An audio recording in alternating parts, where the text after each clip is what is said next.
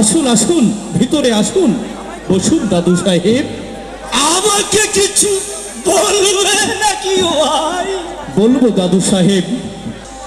আমি এক এক করে নাম বলছি দাদু ভাই, বলুন দাদু। তুমি ঠিক ঠিক করে পছন্দ করো। তোমার এই চিপন খানা একটু খোলো তো দেখি। বেশ বেশ বেশ বেশ বেশ। আর দেখতে হবে, এর মধ্যে কিছু গ্রহণ আছে, নিয়ে ব্যবহার করবে। না না ডাক্তার সাহেব, আমার চলে না ডাক্তার সাহেব। চলবে একেবারে মৃত্যু, একেবারে শেষ। সুন্দরী ঘোড়াতে আমি আজও বলতে পারলাম না, যতই আমি ঘোড়ার চেষ্টা করি ওই সুন্দরী মুখখানা আমার চোখের সামনে ভেসে উঠে। আমার কাছে আছে ছোট মিয়া। আব্দুল হামিদ, তুমি যে এত মহৎ তা আমি কখনো আগে জানতাম না। আমায় ক্ষমা করে দাও আব্দুল হামিদ। ঠিক আছে কাকা, আমি তাই চলে যাচ্ছি। তবে যাবার বেলায় প্রায় আমি বলে যাচ্ছি, আজ হয়তো আমি সঙ্গ হাতে ফিরে গেলেও আমার আত্মার কাছে কাকা সেই দিন আমার লক্ষ টাকার জমিদারি অবশ্যই আপনার কাছ থেকে আমি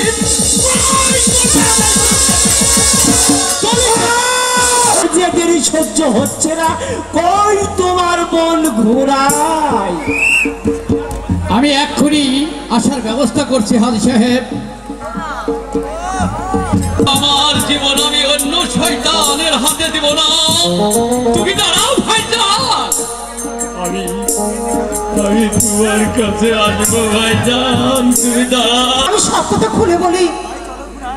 তাই চলো ঘুনাই, তাই চলো দাসী, তাই চলো।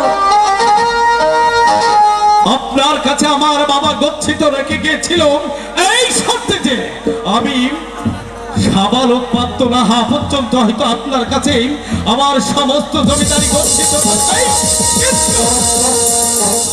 আমি আর নাবালক নই কাকা, আমি এখন সাবালক পাত্র হয়ে গেছি। তাই আপনি আমার 9 লক্ষ টাকার জমিদারি আমাকে দিবেন কিনা? ওই যে বকুল গাছটি আছে, ওই ওই গাছটা তুমি কেটে ফেলো স্বামী। তাহলে তাহলে তোমার চাচা লোকে লোকে আমাকে দেখতে পারবে না। গুনু, ঠিক আছে গুনু। মানিকের মা, আমি তুতামিয়া। সাত সকালে দেখছি গরিবের ঘরে হাতির পাড়া। বলুন বলুন হুজুর, কিসের দরকার? তোমার মানিক কোথায় গেছে মানিকের মা? মানে বাবা, মানে তুই মানে রে বাবা, কেদাই মানে। তাহলে মানিক কি কি গাছ কাটতে পারবে শুনি? আমি মা, তুই কন আমি কি কি গাছ কাটতে পারি? আমার ছেলে বড় বড় গাছ কাটে। তো মানিক বলো, তুমি কি কি গাছ কাটতে পারবে? আমি ওই কচু গাছ, ওই লাউ গাছ, ওই কুমড়ি গাছ, আরে কত গাছ। আমাদের চাল আনতে পান্তা পুরাই, বুঝিস নি? জমিদারে এত টাকা দিয়েছে, তুই রাজি হইয়া বাপ ভালো, আমার বাপ ভালো। ও মানিক, তোমাকে কত টাকা দিতে হবে তোমার জবান থেকে শুনি আমি। আমারে আমারে 2 আনা দিলে চলবো। মানিক, লুকিয়ে রেখে দি।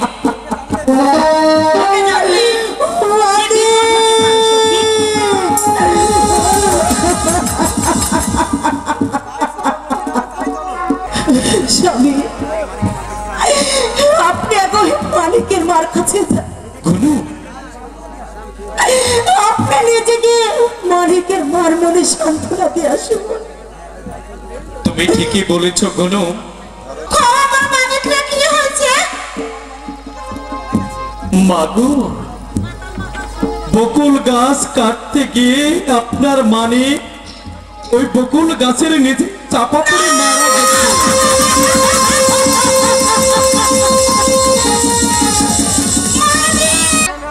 আমি আমি এখন কারে নিয়ে থাকবো বাজার? তুই আমাকে মা বলে দে।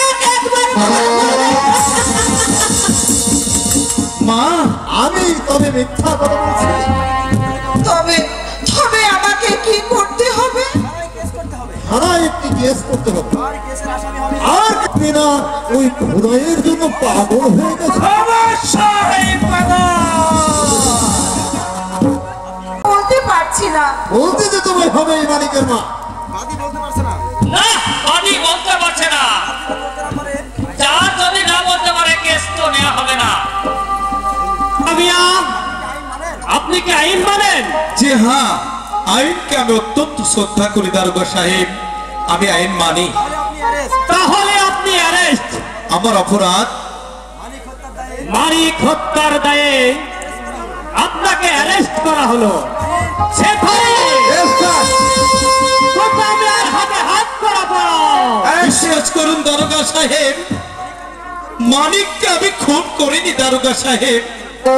এটা দারোগা সাহেব, আমার স্বামী যে খুন করেনি দারোগা সাহেব। আর বিলম্ব করা যাবে না, নিয়ে চলো।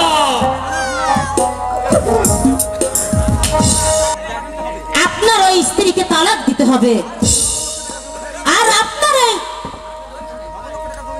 লবলক্ষ জমিদারি আমার নামে লিখে দিতে হবে। আপনি পারবেন কাকা? বোন, এখানে আর এক মুহূর্ত রই। তুমি এখন শুধু বরিশালে চলে যাও বোন। ভাইজান, যাও। আমি তাই যাচ্ছি ভাইজান, আমি তাই যাচ্ছি, কিন্তু যাবার পূর্বে আমি আপনাকে জানিয়ে যাচ্ছি। তাহলে কি আপনি বলতে চান এই ঘটনা সম্পূর্ণ মিথ্যা? আসামিকে তাড়াতাড়ি ফাঁসির কাস্টে ঝুলানো হোক, এটাই আমি চাচ্ছি ওর অনার। একবার বিদায় দাও মা, ঘুরে আসি। একবার বিদায় দাও মা, ঘুরে আসি।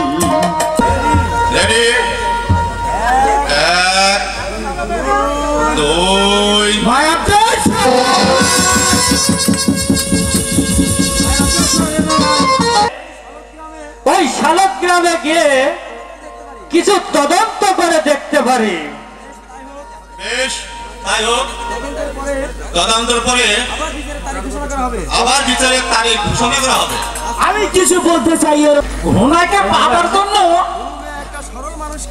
দলমে একটা সরল মানুষকে জেলে পাঠিয়ে দিল। সবাই নিবেন। ঠিক আছে, দুতা যখন বাড়িতে নেই তখন আমার আর যে কোনো লাভ নেই। আমি তাহলে ফিরে যাই ভাই। আমি যাহা বলছি আমি সত্য বলছি। তো আমি আর সম্পূর্ণ নির্দোষ। মানিক মারা গেছে গাছের চাপাই পড়ে, এটা ভুল। আমি তাকে নিজ হাতে কুড়ালের আঘাতে তিনটা আঘাতে আমি তাকে হত্যা। এখন আপনি মহামান্য আদালত, আমি সব অপরাধ স্বীকার করছি। এই আদালতে দাঁড়িয়ে আমিও দাবি করছি আমার স্ত্রী হত্যার প্রতিশোধ। তাই আইনের 302 ধারা মোতাবেকে